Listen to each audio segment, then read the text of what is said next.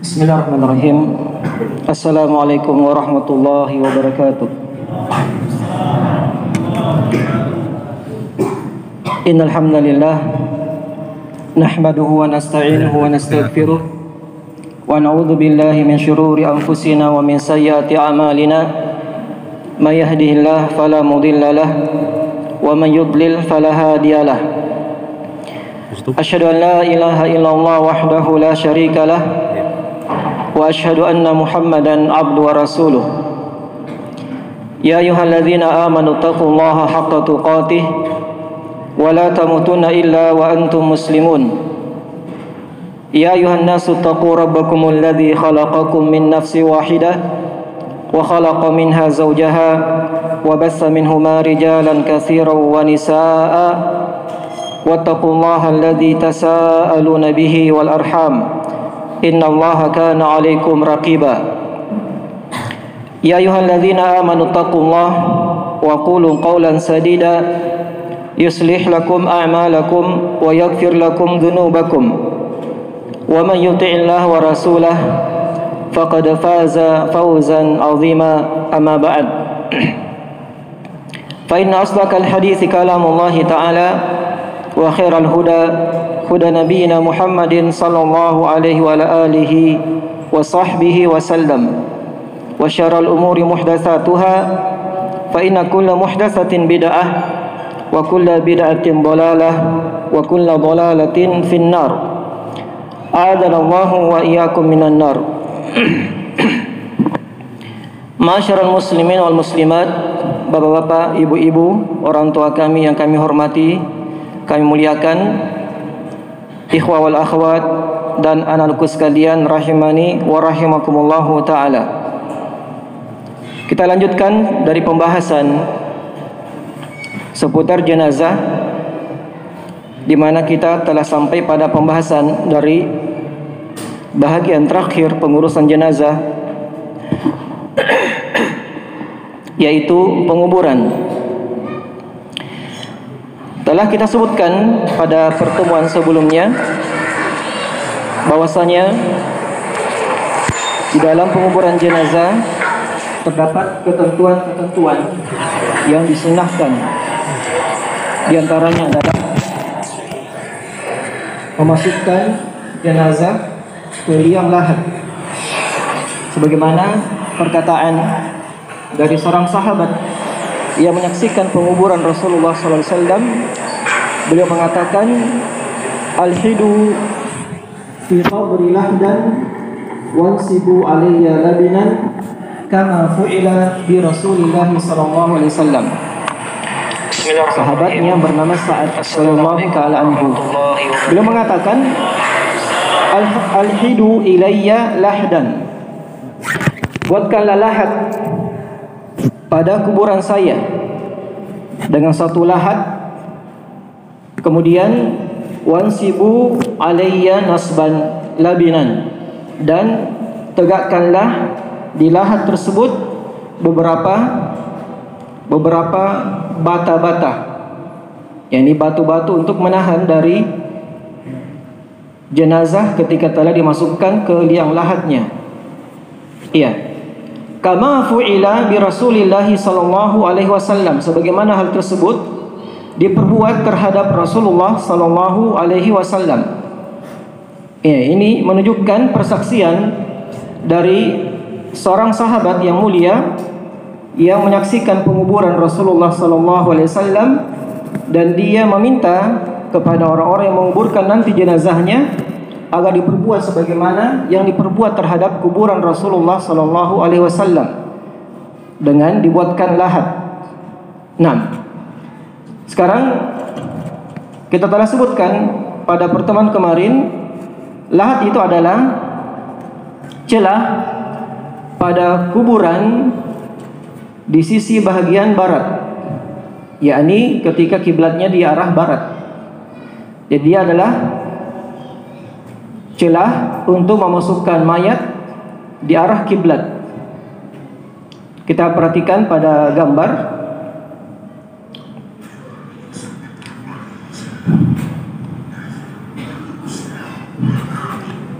Ini dalil dari pendalilan yang telah kita sebutkan, ihfiru wa awsi'u wa a'miqu, rawahu Tirmidzi.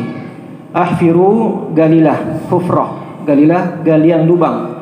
Wa awsi'u, dan perluaslah galian tersebut. Wa a'miqu, dan perdalamlah. Umq, dia cukup dalam dengan ketentuan yang telah kita sebutkan, kaidah yang telah kita sebutkan, sepanjang dalamnya telah aman dari bau mayat, aman dari binatang buas, dan aman dari pencurian. Nah, pencurian jasad. Ya, ini ada ya disebutkan pencurian jasad. Dan dari hal yang disebutkan Allah Ta'ala alam, di antara kisah disebutkan tentang pencurian jasad, jenazah terjadi pada jasad seorang wanita ketika di masa hidupnya dia tidak memakai aurat, dia tidak menutup aurat, tidak memakai jilbab, dia tidak menutup auratnya sehingga nampak kecantikannya ketika dia hidup. Nah, di saat dia telah meninggal, dicuri jasadnya dan diperbuat dengan suatu perbuatan keharaman zina pada mayat wanita. Gara-gara apa? Di saat hidupnya dia tidak menutup aurat karena kecantikannya terlihat. Ini menunjukkan bahayanya apa? Bahayanya dari sisi wanita yang tidak menutup aurat di saat hidup. Allah musta'an, terjadi apa? Kejahatan di saat telah meninggal dunia. Nah, ini diantara yang disebutkan dari kisah. Tayyib. Kemudian kita lihat bagaimana model lahat yang disebutkan diantaranya dari buku-buku fikih. Di sini terlihat adanya celah di arah kiblat. Nah, kemudian celah tersebut diletakkanlah mayat dengan berbaring seperti berbaring ketika apa? Ketika tidur. Nah, kita sebutkan dalil dari pendalilan tersebut bahwasanya Nabi SAW mengatakan qiblatukum qiblatukum ahya'an wa amwatan. Ka'bah adalah kiblat kalian di saat kalian hidup dan di waktu kalian telah menjadi mayat, amwat, menjadi mayat. Nah, sebagaimana pada keadaan orang yang tidur disunnahkan untuk menghadap ke arah kiblat, ya, berbaring di sisi rusuk kanannya. Dan tidur sebagaimana disebutkan, dia adalah akhul maut. Tidur adalah saudaranya mati, saudaranya kematian. Nah, sehingga diperbuat pada orang yang meninggal seperti keadaan dia tertidur. Cuma bedanya di sini tertidur selama-lamanya. Nah, sekarang ketika dia telah dimasukkan ke lahat dengan posisi seperti ini, ya, ada celah yang masuk ke arah kiblat. Sebagian menyebutkan ukuran yang disebutkan batasan masuknya celah ke arah kiblat itu, ada mengatakan 25 cm sampai 30 cm ke arah dalam, ya, ke arah dalam.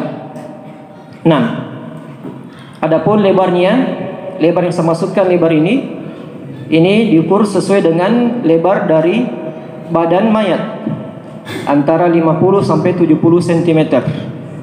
Nah, kemudian setelah dibaringkan dengan posisi seperti ini ke arah kiblat, di atas rusuk kanannya, Sa'ad radhiyallahu ta'ala anhu mengatakan, wansibu alayya labinatan, dan tegakkanlah pada lahat saya labinah. Inilah labinah yang saya maksudkan, batako, bata-bata ditegakkan sebagai penahan, untuk menahan jasad tersebut tidak berbaring ke arah punggungnya, tidak ke posisi terlentang, ya, sehingga ditahan dengan adanya batako-batako. Ini jika memungkinkan adanya batako tersebut.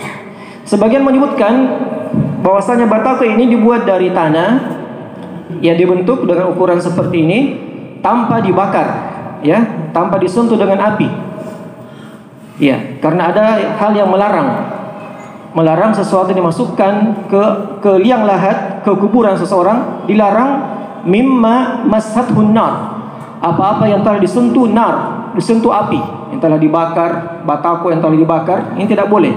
Tidak boleh ketika ada batu bata yang dibakar, tidak boleh digunakan untuk menutup liang lahat. Tapi gunakan batako-batako yang tanpa dibakar, sekedar apa? Dijemur di panas matahari.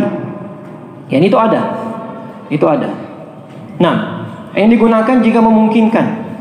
Dan pada kuburan-kuburan di Baqi yang disiapkan, ya, bagi mereka yang telah pernah ke sana, dan ada beberapa video-video juga terkait dengan kuburan Baqi, itu telah disiapkan labinah seperti ini di setiap lubang-lubang kuburan yang digali, yang telah digali. Nah, apabila tidak ada labinah, batako yang digunakan untuk menutup liang lahat, maka digunakan apa yang ada. Apa yang ada untuk menutup lubang liang lahat tersebut. Iya. Boleh dia menggunakan dengan kayu, dengan papan. Ya. Yang jelas kegunaan hikmah dari adanya labina ini, kegunaannya apa? Apa kegunaannya? Menahan tanah yang ketika dijatuhkan dari atas untuk menutup kuburan, dia tidak akan mengenai jasad mayat tersebut, karena dia dimuliakan. Ya, dia dimuliakan dengan hal itu. Ya, ini dari ketentuan penguburan jenazah menggunakan lahat. Nah, di sisi kuburan sebelah barat. Tayyib. Kemarin ada yang bertanya, jadi mayat tersebut tidak nampak dari atas, ya? Karena ketika dimasukkan ke liang lahat ke arah kiblat berbaring, berarti mayatnya nanti tidak nampak dari atas ketika dia lihat tegak lurus dari kuburan, dari atas kuburan. Nah, karena masuk ke arah kiblat, masuk beberapa sentimeter, beberapa kedalaman ke arah kiblat.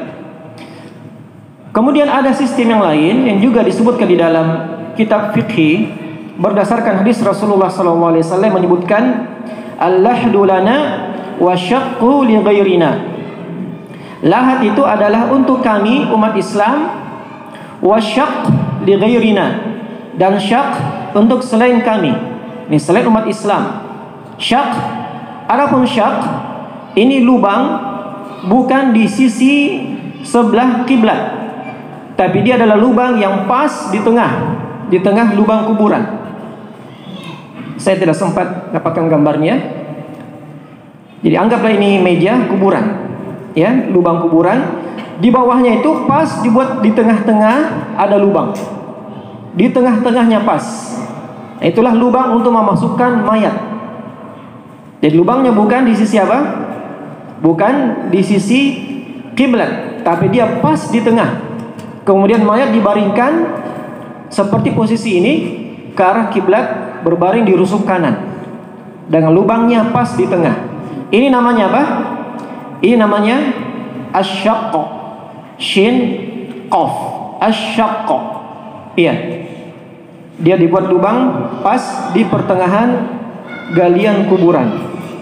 Nah, namun yang afdal tentunya adalah apa yang diperbuat terhadap Rasulullah sallallahu alaihi wasallam. Ketika ditanyakan kepada Syekh Albani rahimahullahu taala perkara ini, manakah yang lebih mulia antara lahat dengan syaqq, maka beliau menyebutkan suatu kisah apa yang diperbuat terhadap Rasulullah sallallahu alaihi wasallam tatkala dikuburkan. Nabi sallallahu alaihi wasallam ketika meninggal dunia, para sahabat bingung bagaimana membuat kuburan Nabi sallallahu alaihi wasallam. Apakah dibuatkan lahat ataukah dibuatkan syaqq? Iya. Sebab yang berjalan di kota Madinah pada waktu itu di masa mereka, orang-orang ketika menggali kuburan dengan dua sistem tadi. Sistem lahat, galian di sebelah kiblat, dan sistem syaqq, lubang pas di pertengahan lubang kuburan. Iya. Sehingga para sahabat bingung. Syekh Albani menyebutkan kisah bahwasanya para sahabat waktu itu mengutus dengan berikhtiar kepada Allah Subhanahu wa taala. Meminta ikhtiar kepada Allah Subhanahu wa taala, manakah yang akan diperbuat terhadap Rasulullah sallallahu alaihi wasallam? Mereka mengutus dua orang. Dua orang, salah satunya ke tukang gali yang membuat lahat, ya, dan satunya ke tukang gali yang membuat syaqq. Jadi di kota Madinah dikenal dua penggali kubur. Satunya ahli membuat lahat, satunya ahli membuat syak. Ya, dua tukang gali di kota Madinah. Sehingga para sahabat mengutus orang ini untuk menuju ke tukang gali yang membuat lahat, ke tukang gali yang membuat syak, dan meminta mereka datang ke kuburan Rasulullah SAW, ke penguburan. Dan ingat di mana Nabi SAW dikuburkan? Di kamar Aisyah radhiyallahu taala anha. Dan ini kekhususan Nabi SAW bersama para nabi dan para rasul.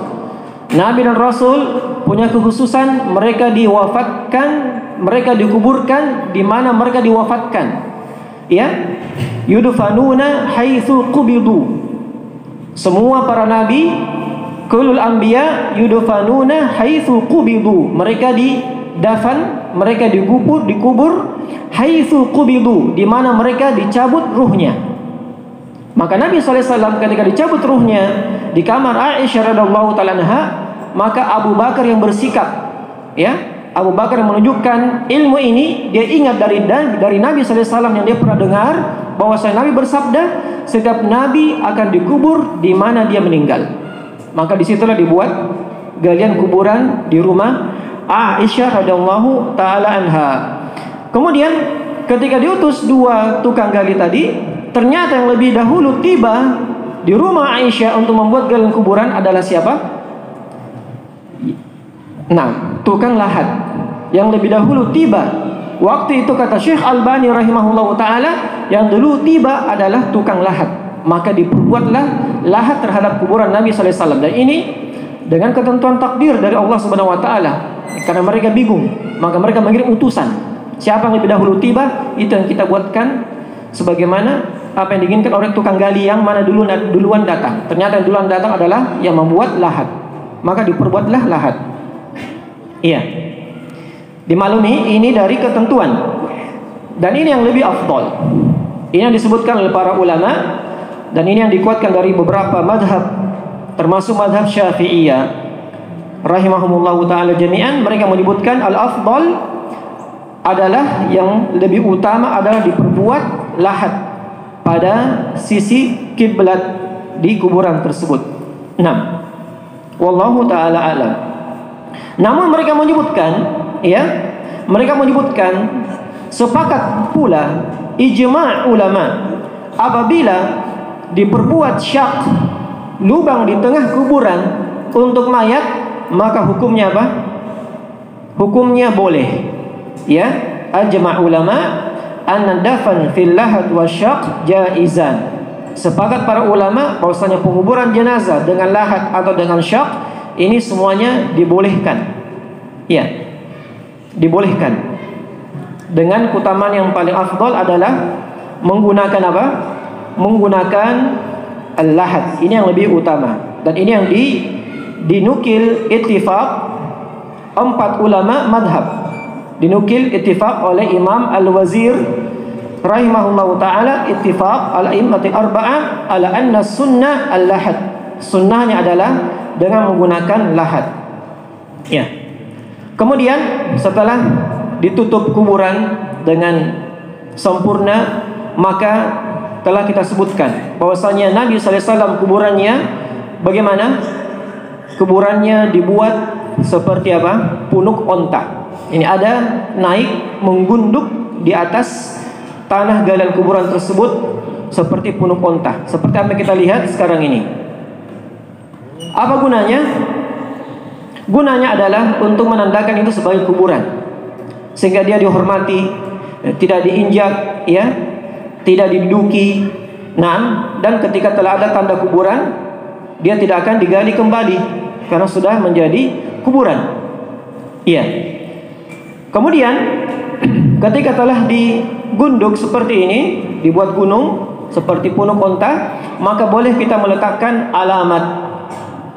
Ini disebutkan ta'limul qabr, memberikan alamat atau tanda-tanda pada kuburan.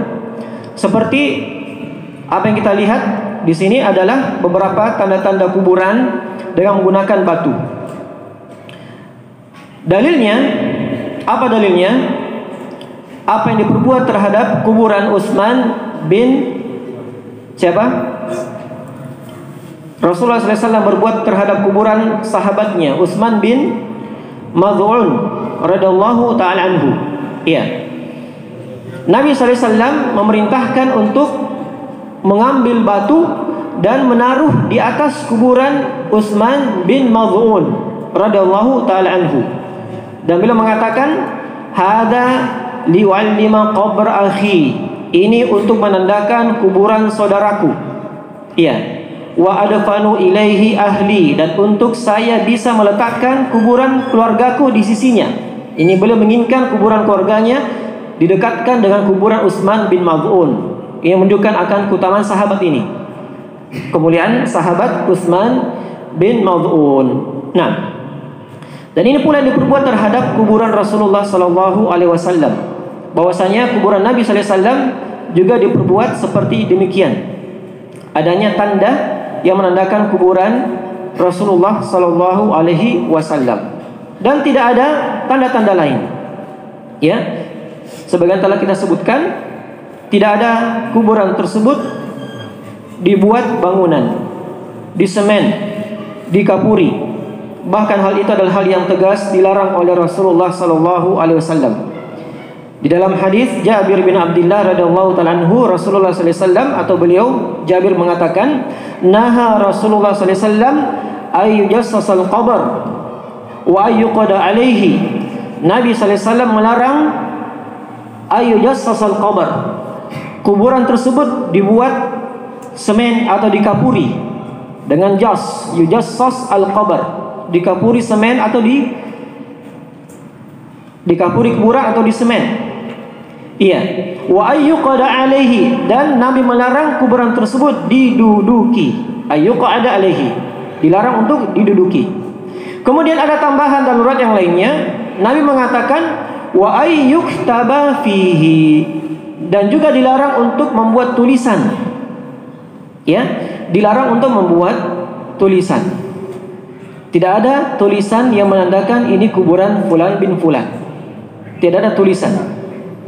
Sebagaimana dalam hadis tadi tentang kuburan Utsman bin Mad'un radhiyallahu taala anhu, Nabi hanya merintahkan untuk mengambil batu. Ya, batu untuk menandakan alamat tanda kuburan tersebut. Dan seandainya tulisan itu dibolehkan pada batu, maka tentu akan diperbuat oleh Rasulullah sallallahu alaihi wasallam.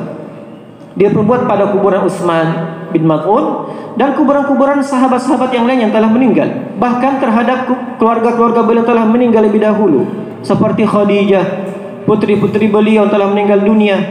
Ya, Ummu Kulthum, Ruqayyah, putri Rasulullah sallallahu alaihi wasallam meninggal dunia lebih dahulu. Tapi tidak pernah ada riwayat yang menyebutkan bahwasanya dibuatkan bangunan atau ditulisi tulisan pada kuburan-kuburan mereka. Dan ini yang benar. Ini yang lebih tepat, ya. Yang ini yang seharusnya dilakukan, dan ini berjalan terus hingga detik ini. Orang-orang yang mengamalkan sunnah Rasulullah SAW alhamdulillah terjaga, ya, terjaga. Seperti apa yang kita lihat, ya, di saat ini bahkan kuburan raja-raja kerajaan Saudi Arabia, Raja Faisal, ya, Raja Saud, Raja Fahad, tidak ada tanda khusus yang menandakan ini kuburannya raja. Ya, sebagaimana yang kita lihat ditunjukkan pada gambar. Ya, mereka dua orang ini sementara berziarah ke kuburan raja mereka yang telah meninggal dunia. Itu siapa tadi? Nah, ini dia Raja Abdul Aziz bin Abdurrahman, Raja Faisal, Raja Fahad, dan seterusnya. Nah, lihat, tidak ada tanda-tanda khusus, tidak ada bangunan, tidak dikapuri, tidak ditehel, tidak ada tulisan. Nah, ini yang seharusnya. Nah, ini yang diamalkan oleh mereka, orang-orang yang mengenal sunnah, termasuk kerajaan Saudi Arabia. Dan ini menunjukkan keutamaan yang Allah berikan terhadap kerajaan Saudi Arabia. Mereka dijaga oleh Allah Subhanahu wa taala di atas tuntunan Al-Qur'an dan sunnah Rasulullah sallallahu alaihi wasallam yang terjaga keasliannya. Iya. Nah, ini yang seharusnya kita amalkan. Bahwasanya kuburan, sebagaimana kata Syekh Utsaimin rahimahullahu taala, kuburan adalah durul amwat. Ya, durul amwat, negerinya orang-orang yang meninggal dunia. Tempat peristirahatan sementaranya orang-orang yang telah meninggal dunia, sehingga tidak perlu untuk diberikan kemewahan, kemegahan duniawi, karena mereka telah meninggalkan namanya dunia, sehingga tidak perlu dikapuri, ditehel, dipercantik, dibuat bangunan di atasnya. Iya, ini yang seharusnya diperbuat terhadap semua kuburan-kuburan yang ada. Kenapa? Nah, di antara hikmahnya adalah jangan sampai ada orang-orang yang jahil atau orang-orang yang tidak mengenal tuntunan yang benar, mereka memberikan tanda-tanda yang lebih terhadap kuburan-kuburan, diperbuat demikian. Mereka datangi untuk minta berkah, mereka datangi untuk berdoa di situ karena menganggap ini lain daripada yang lain.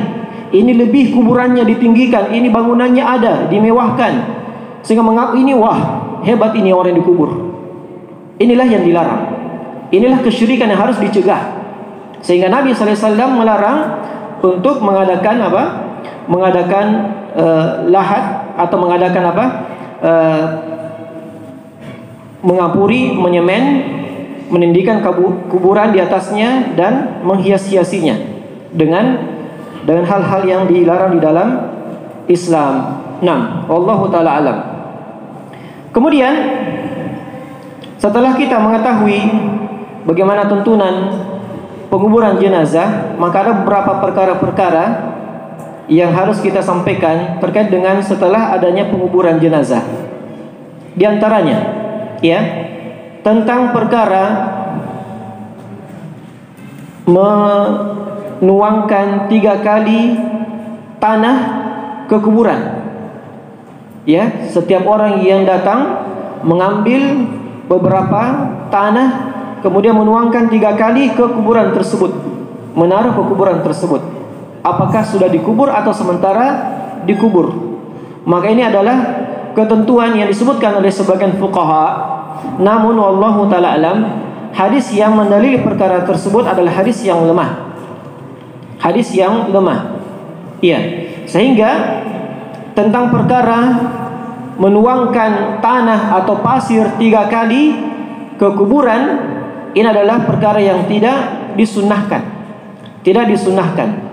Karena hadis yang datang adalah hadis yang lemah. Di dalam rawinya terdapat orang yang bernama Ubaidullah bin Zahar dan Ali bin Zaid, yang keduanya dihukumi oleh para ulama hadis rawi yang dhaif, rawi yang lemah, hafalannya.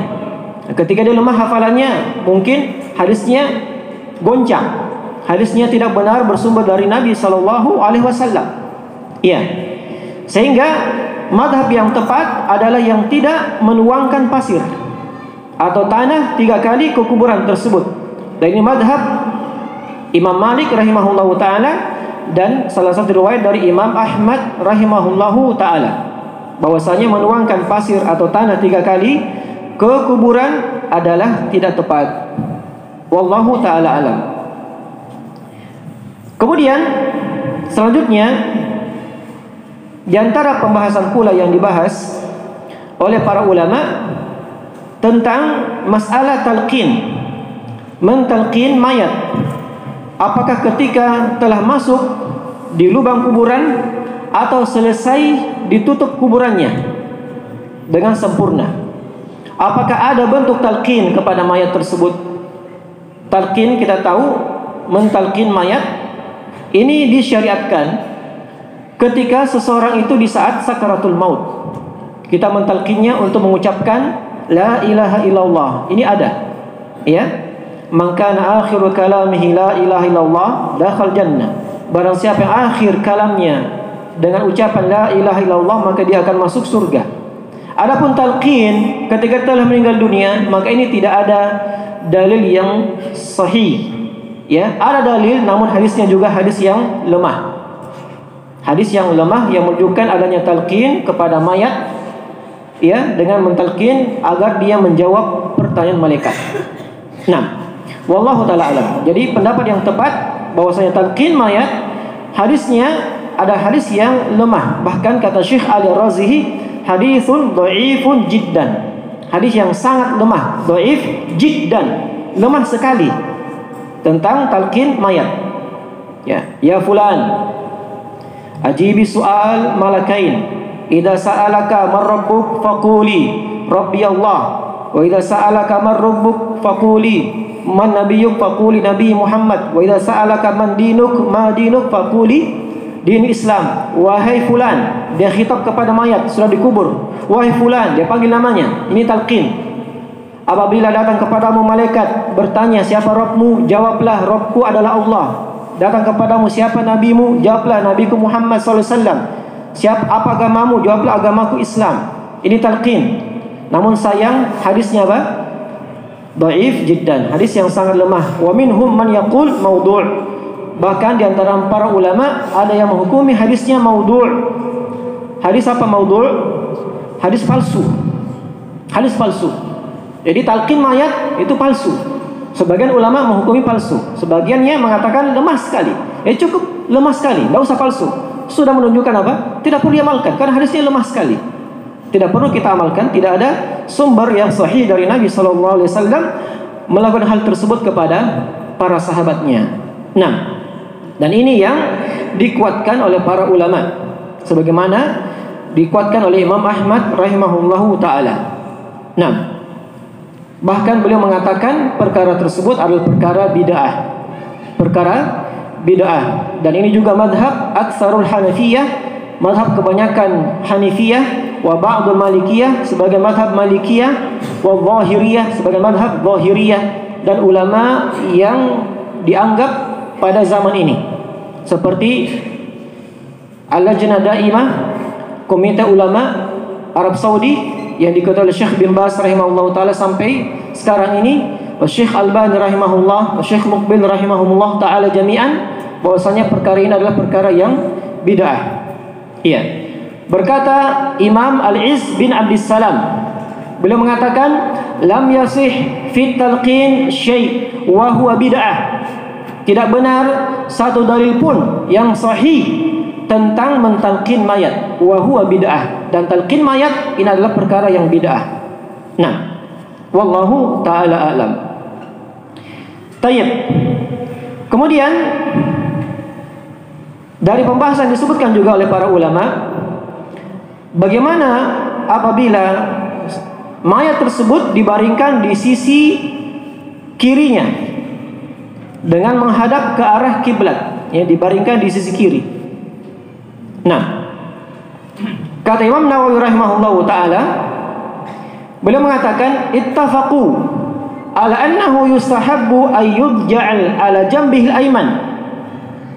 Mereka ulama sepakat bahwasanya disunnahkan mayat dibaringkan di sisi kanan, jambihil ayman, sisi ayman kanan. Kemudian kata Imam Nawawi rahimahullah yang disebutkan dalam kitab Al-Majmu' jilid 5 halaman 258, fala ujji'a ala jambihil aisar, apabila diletakkan di sisi kirinya, ya, di sisi kirinya diletakkan mayat tersebut, maka mustaqbilal qiblah, menghadap ke arah kiblat, jaza, itu juga dibolehkan.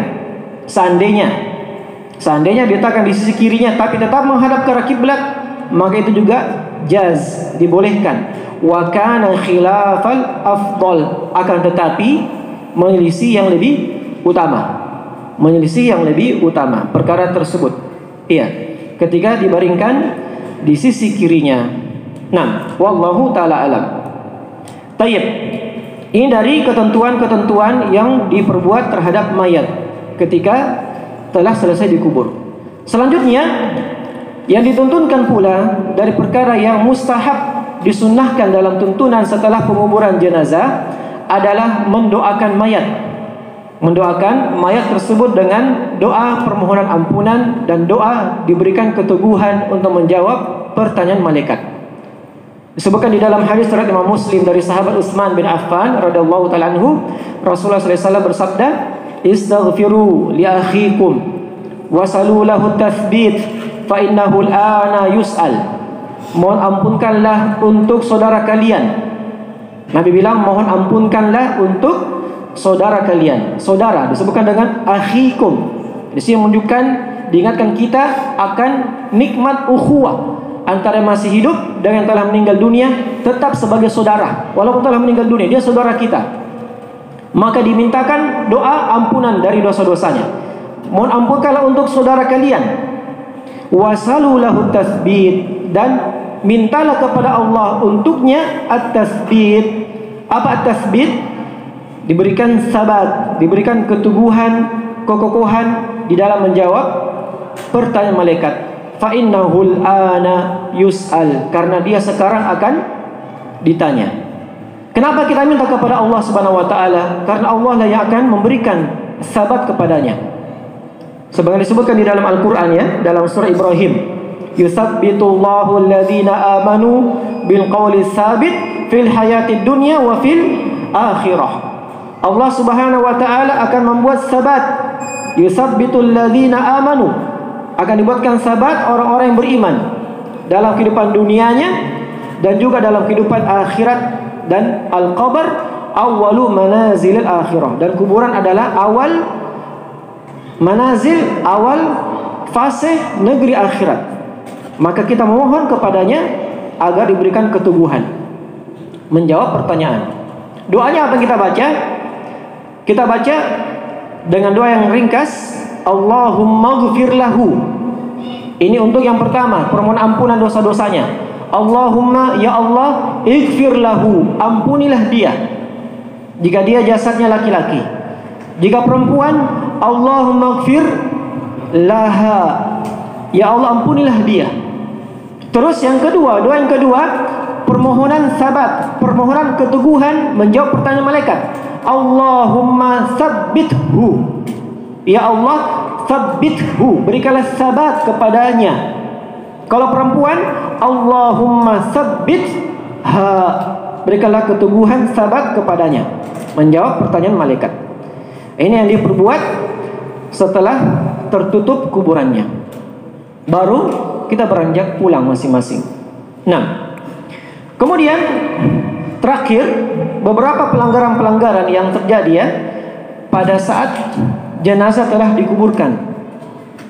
Dari keyakinan-keyakinan sebagian masyarakat, ya, diantaranya keyakinan tempat tidur si mayat tidak boleh langsung dipakai tidur oleh orang yang masih hidup. Tempat tidur mayat yang tadi ditaruh di rumahnya, orang-orang datang melihatnya, ini tidak boleh langsung dipakai katanya oleh orang yang masih hidup. Entah apa sangkaan-sangkaan mereka. Ada yang tahu apa sangkaannya kenapa dilarang tidur di tempatnya mayat yang tadi dipakai? Tas apa? Dia sangka masih mayatnya kembali selama. Nah, itu sudah sangkaan batil. Apabila ruh telah berlepas dari jasadnya, tidak akan kembali sama sekali. Tidak ada istilah 40 hari masih gentayangan, masih ada mengelilingi, memutari rumahnya 40 hari. Tidak ada ketentuan. Mana dalil 40 hari itu? Tidak ada. Ya.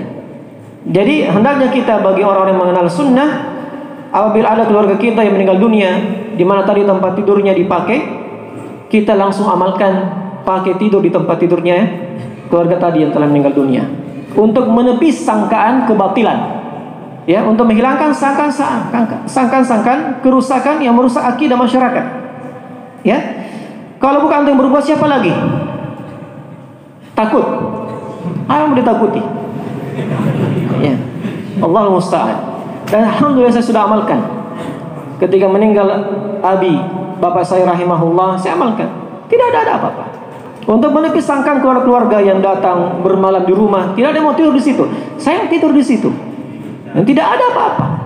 Nah, karena kita mengingat tidak ada dalil yang mengatakan terlarangnya hal tersebut. Iya. Kemudian keyakinan yang salah juga bahwasanya apabila tidak dilepas ikatan kain kafan, maka mayat akan naik sebagai pocong, akan keluar sebagai pocong. Nah, ini juga keyakinan batil. Ketika talinya tidak dilepas katanya, ya. Ini juga adalah keyakinan yang batil. Nah, ini semua hal-hal yang merusak akidah masyarakat. Tayyib. Wallahu ta'ala alam. Ini diantara perkara yang bisa kita sebutkan. Mungkin tambahan-tambahan yang masih ada akan kita sebutkan pada pertemuan yang akan datang. Wallahu ta'ala alam. Ada hal yang lain yang mungkin luput dari pembahasan? Atau ada yang kurang jelas bisa ditanyakan.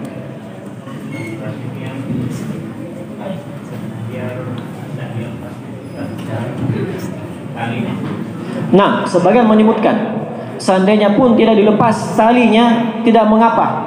Seandainya tali kafan pun itu dilupa untuk dilepaskan, maka tidak mengapa. Talinya ya, ikatan sampulnya, bukan talinya ditarik baru dibawa ke atas, tidak. Sekedar simpulnya yang dilepas, dibuka simpulnya, itu yang sebaiknya. Tapi kalau tidak dilakukan, tidak mengapa. Bukan sudah ditutup kuburannya, lantas ada ingat, belum dibuka simpulnya, gali lagi. Tidak perlu. Tidak perlu. Iya, wallahu ta'ala alam. Dan juga tidak ada pembedaan antara meletakkan tanda di atas kuburan antara jenazah kuburan laki-laki dan perempuan. Sebagian ada yang membedakan kalau laki-laki 1 batu atau 2 batu, kalau perempuan 2 sampai 3 batu tandanya. Ini tidak ada dalil membedakan laki-laki dan perempuan. Ya, batu yang ditaruh di arah kepala dan arah kaki tidak ada pembedaan antara laki-laki dan perempuan. Wallahu ta'ala alam. Taib. Terlanjur di semen. Nah, ini perbuatan yang hendaknya diingkari. Jika mampu untuk dibongkar, jika mampu dan tidak ada